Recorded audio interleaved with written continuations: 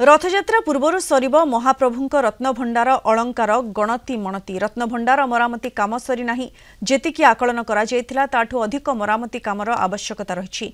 मरामती पई आउ मासे किंबा 2 मास लागिबो। एहा परे गणति मणति प्रक्रिया आरंभ होई परिबो।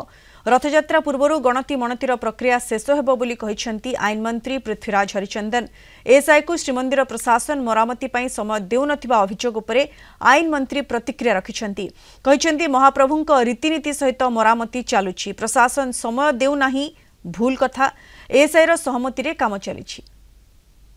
टिके विलंबित होउची से कथा जेहेतु रिपेयरिंग काम सरीनी एवं चलीची आम एक्चुअली जी आसेस करूँ ताठू अधिका रिपेयरिंग एरिया बाहरी तेणुक जेहेतु रिपेयरिंग काम सरी ना से दृष्टिकोण टिके समय लगे तार पूरा आसेसमेंट भी एपर्यंत हो पारिनी। मत लगुच आसे 2 मास खंडे लगिपारे हे तो रिपेयरिंग काम थे रिपेयरिंग काम सरीगला तुरंत आम गणति मणतिर प्रक्रिया आरंभ करूँ।